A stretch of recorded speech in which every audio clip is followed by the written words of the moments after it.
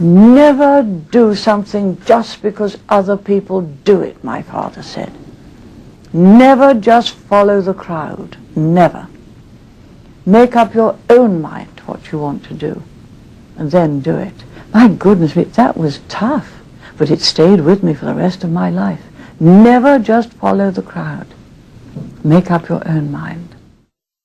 And you say, when Dennis asked me to be his wife, I thought long and hard about it. Was the pause while you thought to do with the question of marriage or the question of Dennis? You fall in love with someone, there's got to be something else too. There's got to be genuine companionship. You've got to have something in common. And you've got to have a generosity towards one another. You've got to understand that home is the center of your life, and you will have a family. It is not the boundary of your experience.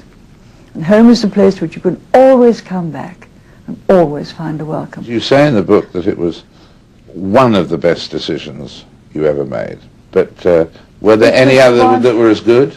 It was the one which enabled all other things to happen. All other things. Don't forget, how could I have done anything without Dennis in politics? I couldn't have done anything in politics had there been any friction with him. You can't choose your parents. They make that decision. You can choose your children's parents.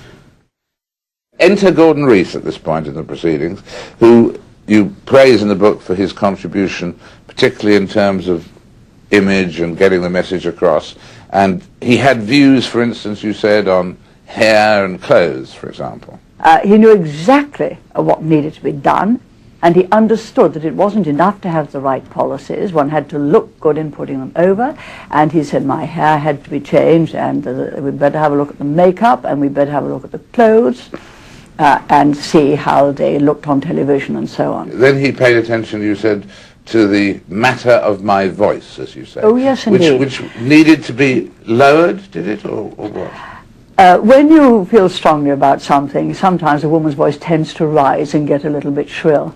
I had been very conscious of this and really had tried to deal with it by kind of speaking at the back of my throat. You know, you can lower your voice by speaking at the back of your throat, and it's much lower. And this rather remarkable lady came along. She taught me to breathe properly, right, to breathe from here, and to push the voice, not from the back of your throat.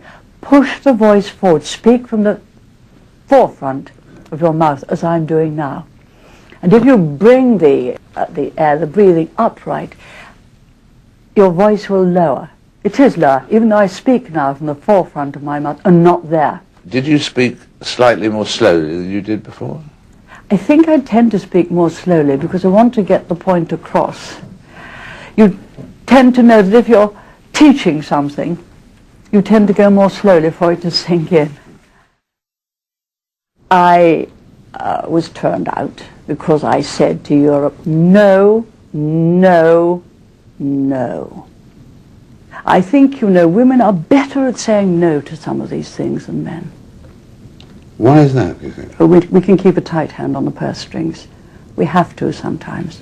You can keep a tight More hand. experience.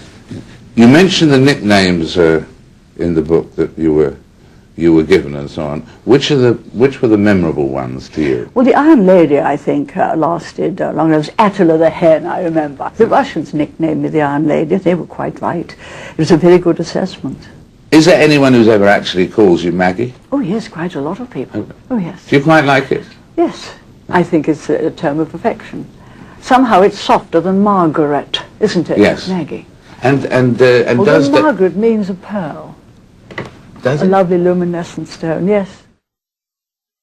So looking back with the benefit of hindsight, would you say that the Conservative Party made a mistake when they got rid of you back in November 1990? Look, the old girl's had her chance, and we'll must have someone else. Who am I to complain? I got my chance. Would things be different if you were still there? Yes.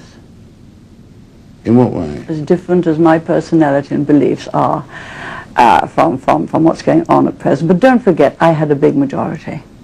I'd been there 11 and a half years. Some others said, all right, the old girl's over the hill, we'll get someone else. I wasn't over the hill. I'm not over the hill yet.